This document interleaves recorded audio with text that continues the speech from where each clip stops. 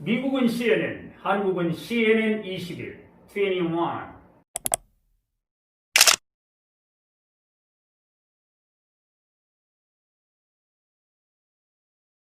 안녕하십니까 시청자 여러분.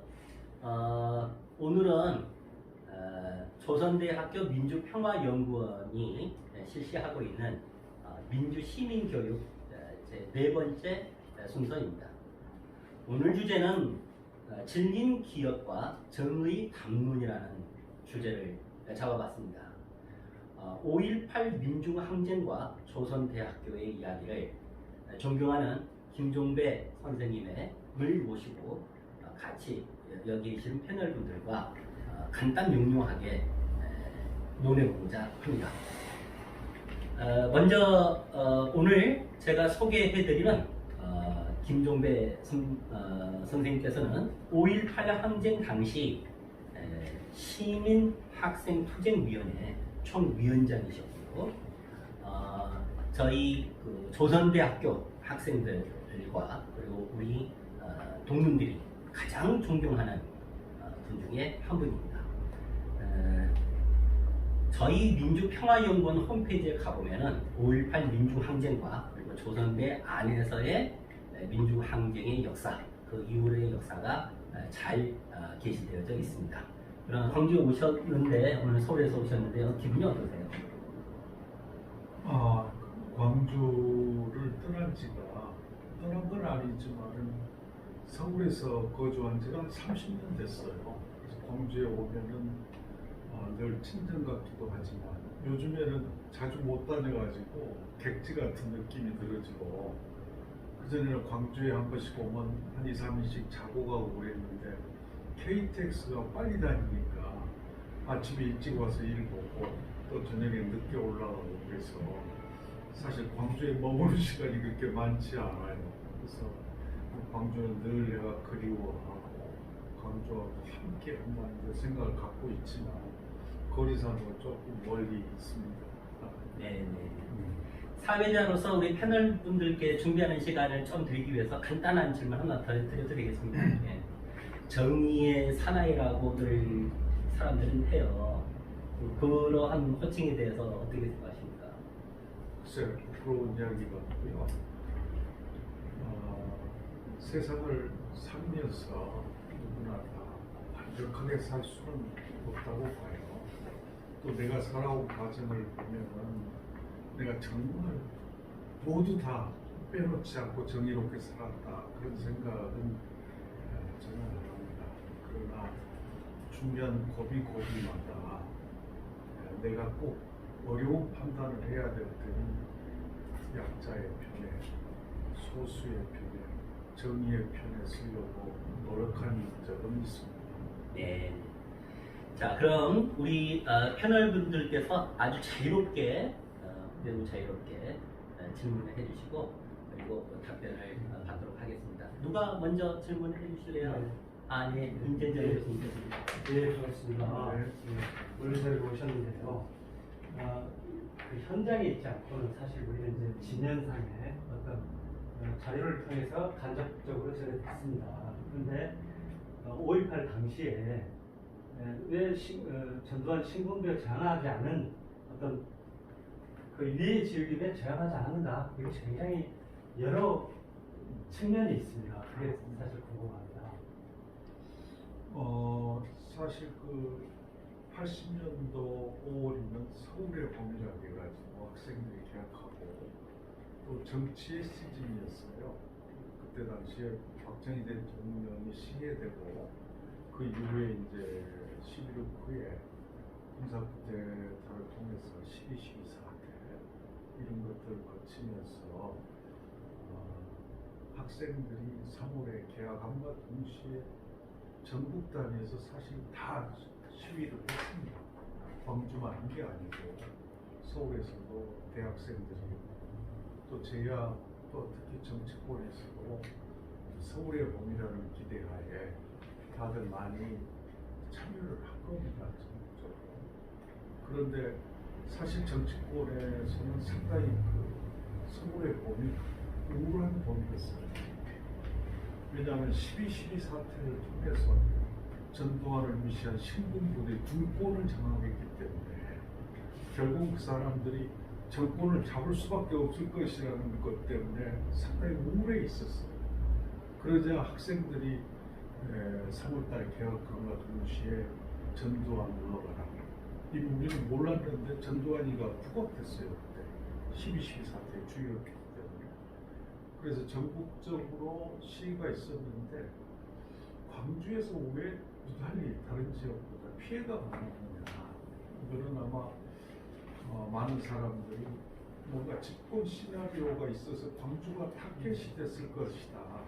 그렇게 보는 견해도 있고 그러는데 사실상 5월 16일까지 전남에 있는 대학생들이 시위를 마칩니다. 횃불 시위를 끝내고 그래서 정부에서 정치 일정을 발표할 거니까 기다려보자.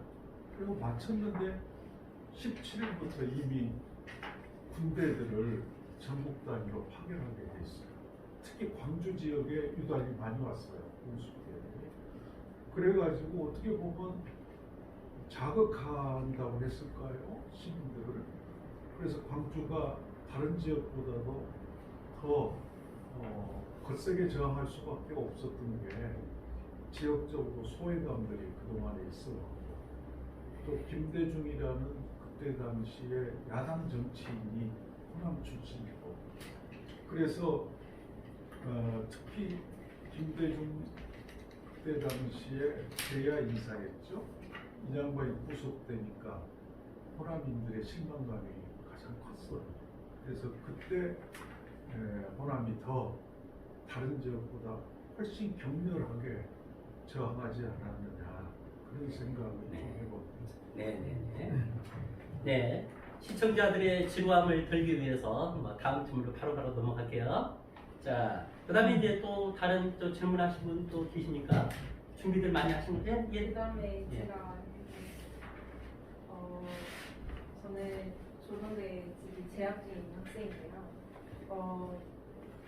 5.18 전남대 학생들 예를 들어 정동면, 박관현 등 이외의 조대 학생들도 많은 기여를 했음에도 불구하고 김종대 위원장님을 제외하고 측정되지 못한 이유와 조대 출신 유공자를 조사 홍보할 필요성이 있는지. 그러니까 그 전대가 국립되고 이제 저희 조대가 사립되잖아요. 근데 이제 원래 그 조대 출신 유공자들을 연구를 안 한 건지 아니면 진짜 그들이 없었는지 조사를 해서 홍보할 필요가 있는지 그래서 네, 아주 좋은 질문인데요. 그때 당시에 5월 21일 날 계엄군들이 도청 앞에서 1시간의 집단 발포를 합니다. 그래가지고 5월 21일 날 오후쯤에 시민들이 무장을 하게 됐어요. 그 시민들이 무장하고 이제 피해자들이 많이 생기니까 그때 5월 22일 날 군수대 앞에서 시위를 할 때 이걸 수습을 학생들이 하자. 그래가지고 그때 당시에 시민수습대책위원회라는 것이 최한영 씨, 장유동 씨 이런 분들이 주도한 정시채 부지사 이런 분들이 시민수습대책위원회를 만들어가지고 수습안을 가지고 군수대 앞에서 시민들한테 보고대회가 있었어요. 거기서 이제 제가 뛰어올라가지고 이 많은 사람들이 죽었는데 어떻게 수습 갖고 되겠느냐 끝까지 싸우자. 그래가지고 거기서 내가 마이크를 뺏어서 거기서 시위를 주도한 겁니다. 거기서 그래가지고 거기서 어떻게 결론이 났냐. 학생들이 이제 수습에 나서자. 시민들을 우리가 믿을 수 없다. 그래가지고 그때 예술회관 자리가 있었어요. 문예예술회관. 그쪽으로 학생들은 그쪽으로 모이라고 했어요. 근데 대부분의 학생들이 공수부대들이 학생들을 전부 다 체포해 간다고 해서 학생들은 거의 피했었어요. 그래서 학생들을 그쪽으로 모이라 한 200명이 모였더라고요. 거기서 대표를 구성하자. 전남대학교, 조선대학교 두 군데밖에 없었어요. 종합대학이. 전남대학교에서 5명, 조선대에서 5명. 그리고 전문대에서 2명씩 이렇게 대표를 구성해 가지고 도청 안에 들어가서 우리가 학생 수습대책위원회를 만들자 해가지고 그걸 만들었어요. 그래서 전남대학교에 이제 송기숙 교수, 명로운 교수가 지도교수로 참여하고 그 수습대책위원회를 만들어가지고 5월 22일부터 학생들이 도청 안에서 주도하게 된 겁니다. 그때 이제 조선대 대표로는 저하고 양원식이라고 있었어요. 조선대 정예과 4학년에 양원식, 또 공대의 허규정, 나중에 허규정 씨는 부위원장이었죠. 제가 위원장 할 때. 그 허규정 씨랑 참여해가지고 전남대학교하고 동수로 학생 수습대책위원회를 구성을 해가지고 사실 마지막까지 갔었는데 사실은 저는 처음에는 부위원장이었습니다. 장례 담당도 했고 그러다가 위원장이었던 전남대 선생님 김창길 씨하고 제가 생각이 좀 달랐어요. 뭐였냐, 김창길 씨는 그때 당시에 계엄사를 왔다 갔다 하면서 그때 협상을 했어요. 협상을 하면서 계엄사의 입장을 충분히 알았고 저는 개인적으로 그때 장례위원장까지 맡아서 하면서 유족들을 주로 만나다 보니까 전방 울고 다녔어요. 유족들 붙들고. 그래 분위기가 달랐어요. 그래서 김창길 씨는 상당히 그쪽에 계엄군들 쪽에 압박감을 느꼈고 저는 또 유족들을 많이 만나면서 울분을 느꼈고 그 입장이 좀 달랐어요. 제가 절대 무기 반납은 안 된다. 끝까지 투쟁해야 된다. 우리의 요구사항이 하나도 관철이 안 됐는데 어떻게 우리가 무기를 반납할 수 있어야? 지금 무기를 반납하는 것은 광주 시민의 피를 팔아먹는 행위다. 그래가지고 끝까지 투쟁할 것을 결의하고 나중에 결국은 전남대생 김창길 위원장으로 결별합니다. 그래가지고 그 사람들은 온건파로 분류되고 저는 이제 강경파가 됐어요. 그런데 온건파들은 결국은 다 나갔어요. 도청 안에서. 강경파들만 남아가지고 그때 당시에 윤상원 씨 대변인 돌아가신 분 있죠? 윤상원 씨하고 저하고 이제 대화를 많이 했었는데 저도 윤상원 씨는 거기서 처음 봤어요. 도청에서. 제가 이제 제일 강경한 입장이라 저한테 상당히 의도적으로 접근을 했던 것 같아요. 윤상원 씨. 그래 둘이 대화를 많이 해가지고 도저히 우리들 힘만으로는 내가 안 된다. 그래서 어떤 뭐 제야의 학생들이든 또 뭐 제야 어른들 있으면 같이 참여해서 했으면 좋겠다. 그걸 제안을 하니까 YWC에서 과거의 제야 학생들하고 학생들 이런 사람들을 모집해가지고 도청 안으로 들어오도록 제가 한 겁니다. 그렇게 해가지고 정상용, 윤상원, 윤광호 이런 사람들하고 또 우리 도청에 남은 강경파 조선대생인 허규정하고 나하고 투기가 참여하고 그래가지고 그동안에는 학생수습대책위원회에 있는데 그때는 투쟁위원회로 지도부가 전원합니다. 장기 투쟁에 들어가자.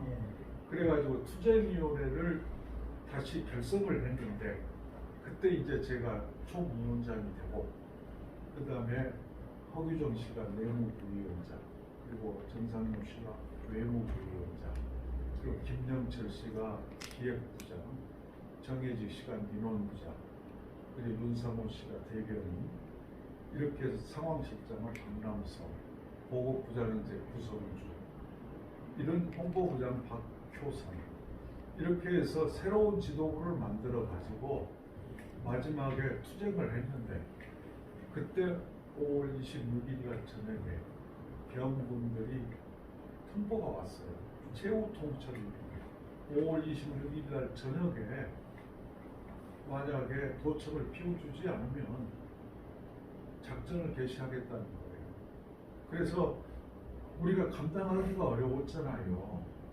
그래서 내가 어병문 교수가 전남대 교수가 계속 우리들 옆에 계시면서 조언도 해주고 도와주시는데 그분한테 내가 뵀어요. 우리들만 갖고는 도저히 감당이 안 됩니다. 좋은 어르신들이 좀 참여했으면 좋겠습니다. 했더니 조비오 신부님을 소개를 해주셔서 조비오 신부 같은 데가 됐어요. 어른들이 참여해 주십시오. 학생들이만 받고 되었습니다. 그래서 자기들이 도와주겠다고 하셔가지고 남동성당에서 김성용 신부, 조비오 신부, 홍남순 교사, 조아라 YWC 회장, 이예신 총무, 장두석 선생 이런 사람들 제야 어른들이 모여가지고 도청 안에 들어왔어요. 그렇게 해가지고 같이 그야말로 제야 어르신들하고 우리 강경파들하고 같이 장기 투쟁을 목표로 하고 그날 이제 다시 시작한 겁니다. 근데 개헌군들이 그날 강경파들이 도청을 장악했다는 것들이 언론에 나갔어요. 방송에 나오더라고요. 그래가지고 상당히 서두른 것 같아요. 그쪽에서 진압을. 그래서 5월 26일 날 진압한다고 해서 그때 어른들이 항의하러 갑니다. 상무대 계엄사 집으로. 그게 요즘에 이야기하는 죽음의 행진이라는 겁니다. 그게 죽음의 행진이라고 해가지고 나중에 이제 정리됐어요. 그 어른들이 가가지고 항의를 했는데 오늘 저녁 자정까지 도청을 비워주지 않으면 어쩔 수 없이 작전할 수밖에 없습니다. 해가지고 조아라 YWC 회장님이 들어오셔가지고 울면서 어떻게 했으면 좋겠냐고 그러더라고요. 도청하니 난리가 났죠. 그래서 젊은 학생들, 고등학생들, 중학생들 많이 있었어요. 그 여자 이런 분들은 다 돌아가고 있어요. 한 500명 정도 있었는데 한 200명만 남았습니다. 한 200명 정도 남아가지고 그때 당시에 계엄군들, 진압군들은 크게 6개 부대가 참여했어요. 그게 30수여단, 70수여단, 11공수여단, 보병 24단, 여기 광주 향토사단 31사단, 여기 전투교육사단. 이 크게 6개 부대가 진압군 부대로 왔는데 숫자는 한 2만 명이 참여했어요. 그게 충정작전이라고. 그럼 우리는 도청 안에서 그 사람 한 200명 정도가 남았었어요. 평상시에는 한 500명 정도가 있었는데 그때 여자들, 어린 학생들 돌려보내고 200명이 남아가지고 대부분들이 그저 훈련용으로 쓴 카빈 소총 그리고 M1 이걸 많이 갖다가 도청에다가 그때 지하실에다가 쌓아놓고 있었거든요. 그거 한 자루씩 지고 200명이서 2만 명하고 싸운 거예요. 그래서 그 전에 우리가 그랬거든요. 더 많은 희생을 줄이기 위해서 우리가 무기를 반납하고 외국가를 들고 순으로 나가자. 온건파도 주장이었는데 저는 개인적으로 내가 제일 강경파 입장이었어요. 네. 그래서 아까 말씀하셨듯이 우리 요구사항이 하나도 관철이 안 됐는데 어떻게 우리가 무기를 반납해야. 그래가지고 제가 끝까지 반대했습니다. 그랬는데 그때 무기를 반납하고 손들고 나왔으면 5.18의 역사는 투항의 역사입니다. 투항의 역사인데 그때 우리가 끝까지 투쟁하자. 우리 요구사항이 관철될 때까지. 그래가지고 200명이 나와서 싸웠는데 그 자리에서 16명이 적사했어요. 마지막 날 16명이 죽었는데 우리가 무기 반납했으면 16명이 안 죽었을 거예요. 그 16명의 죽음이 5.18 광주 항쟁이 역사적으로 불의에 투항하지 않고 끝까지 싸운 투쟁의 역사로 만들어 놓은 겁니다. 그래서 나는 5.18의 역사 중에서 가장 소중하고 가장 가치 있는 게 마지막에 5월 27일 날 도청 항쟁이라고 저는 항상 어디 가서든지 이야기하고 있습니다. 네, 이 정도 되면은 박수 한번 쳐야죠. 네. 여기 우리 편집 과정에서 이 부분을 좀 잘라주세요. 선배님 이제 너무 소중한 말씀이셨고 그랬다가는 이제 이게 한 2시간 걸려요. 그래서 한 2분 정도 안에 그러니까 개괄적으로 내가 다 이야기해버렸습니다. 네, 그렇죠. 이제 방금 그거는 다 실어야 돼요. 왜냐하면 그게 핵심입니다. 핵심. 자, 그리고 이제부터는 또 잘하고 계시고 또 선배님도 조금 얘기해 주시고요. 자, 자, 그러면 이제 이제 새로 들어갑니다. 네, 예, 잘 들었습니다. 이제 또 이제 세 번째 질문을 하실 분 또 계십니까? 그럼 제가 네네네. 근데 그렇게 그 중앙 한복판에서 5.18 민주화운동에 참여를 하시고 계셨는데 저는 그때 광주에는 없었는데요. 그때 광주에서 뭐 경상도 군인 학생 또 그런 기록 사진들도 제가 본 적이 있습니다. 뭐 여성을 더 막 심하게 훼손시킨 그런 시신들. 근데 그게 처음에는 정말 유언비어이라고 생각을 했는데요. 그게 어느 정도였는지 아니면 또 그렇게까지 학생들이나 젊은 젊은 남자 학생들 이런 여성들은 또 도착해서 나가게 하셨다고 말씀하셨는데 그런 정도로 그런 기록만 남아 있는 게 아니고 광주 시민 전체가 다 참여했던 것은 더 자극이 됐던 거라고 느껴지거든요. 경상도 군인들이 와서 더 학살을 한다는 이런 것들이나 여성들을 더 심하게 했다는 것. 근데 그런 것에 담긴 의미가 있는지 아니면 어느 정도였는지. 유언비어가 맞나요? 그때? 그렇죠. 방금 이야기한 경상도 군인들이 와가지고 광주 학살에 주도적으로 참여했다. 이거는 그때 당시에 사실상 많이 회자됐었어요. 항쟁 기간에. 그래서 더욱더 지역 감정을 부추겨져가지고 더 분노가 더 심했던 거죠. 그래가지고 실질적으로 경상도 남바가 달려있는 차량들을 불질러 버리기도 하고 또 뭐 경상도 남바가 달려져 있는 차는 기름도 주유 안 시켜주고 뭐 그런 일들이 그때 당시에 있었어요. 그리고 이제 여성의 몸을 난자했다는 것은 사실상 5.18 사망자들 중에서 자상이 3분의 1입니다. 총에 맞지 않고 자상, 칼에 찔리고 머리에 맞아가지고 깨진 거. 이 자상이 3분의 1이에요. 그 우리 광주 시민들 잘 모르실 거예요. 다 총에 맞아 죽는 건 아니었어요. 그러면 자상이 3분의 1이라는 건 얼마나 진압 자체가 그때 당시에 심하게 했는 건지 그걸 숫자상으로 밝혀진 거죠. 그래서 그때 당시에 많은 사람들이 특히 여자 뭐 난자 됐었다는 거, 유방을 토려내는 거, 임산부로 배를 갈라느니 이런 이야기가 나올 정도의 분위기였어요. 네. 자, 또 계속 빨리 진행하도록 하겠습니다. 또 네 번째 또 질문하실 분 계십니까? 선생님 오셔서 참 그 당시에 그 항쟁에 대한 말씀들이 울림을 주고 계신데요. 당시 우리 그 전남도청의 마지막 5월 27일 마지막 항쟁에서 갖는 그 전남도청이 갖는 그 당시에 상징적 의미 어떤 내용 어떻게 또 그런 그 정치가 이어졌으면 좋겠는가 전남도청에 대한 그 말씀 한번 해주시죠. 사실상 지금은 광주하고 전남이 분리됐잖아요. 행정적으로. 그때는 분류가 안 됐습니다. 그래서 그가 전남도청이었었는데 사실 전남도청보다는 그 앞에 분수대가 시위의 단상이었어요. 분수대 주변을 해서 시위의 단상이어가지고 그 분수대 중심으로 해서 시위가 이루어진 겁니다. 그런데 이제 전남도청은 그때 당시에 개헌군들이 그걸 방어를 하려고 그 전남 여러 군데서 막고 있었어요. 도청을 사수한다고.